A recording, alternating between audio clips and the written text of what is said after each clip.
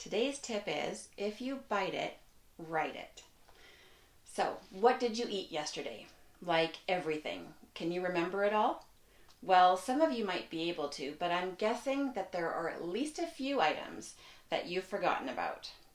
Now, that's not really a big deal, but if you're trying to eat healthier or lose weight, not knowing what you're eating on a regular basis might be holding you back from reaching your goals. Just the act of keeping a food journal for 1 week can uncover some small changes that can have a huge impact. And it's not just about counting calories. Recording what you eat can help you make a few other helpful discoveries, like food intolerances. Maybe today you feel bloated after that yogurt you just ate. If you take a look back at your food journal, you might notice that you always feel a little bloated after yogurt and even other types of dairy. Perhaps dairy doesn't sit so great with you anymore. You can now try and reduce or eliminate it from your diet and see if you notice a reduction in digestive symptoms or a boost of energy. Food journaling may also help you to discover triggers to unhealthy eating patterns. You might notice that you tend to eat more sugary foods at night after the kids go to bed, or you always grab a muffin from the coffee shop while you're waiting for your child to finish up their karate lesson. Knowledge is power, and once you know what triggers a behavior, you have more power to change it, like bringing an apple or a handful of nuts to snack on during karate instead of grabbing that muffin. Are you getting enough protein?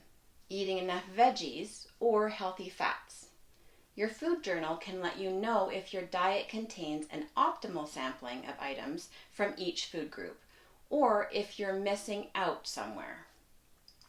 Now, life is busy, and food journaling might feel like just one more thing you have to remember to do each day.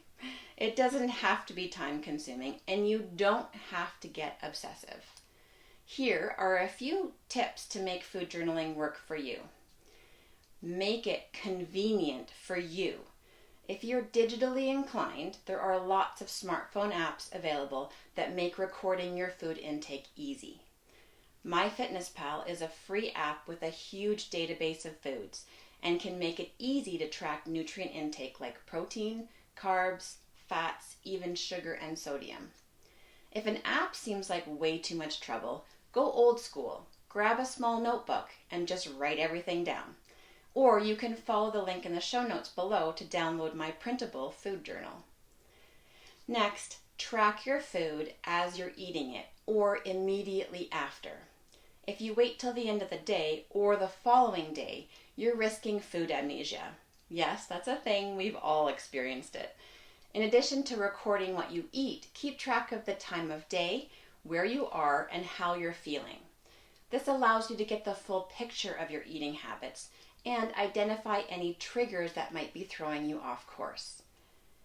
Set reminders in your calendar or alarms on your phone to cue you to update your food diary. Or even post sticky notes in your kitchen or at your desk.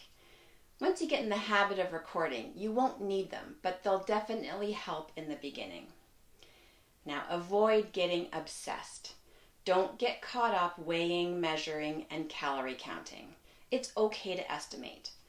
As I mentioned in episode 11, listen to that one next if you missed it, the calorie count for foods in databases can be off by about 25% because of incorrect labeling, laboratory measurement error, and food quality. So obsessively counting calories and nutrient content isn't helpful.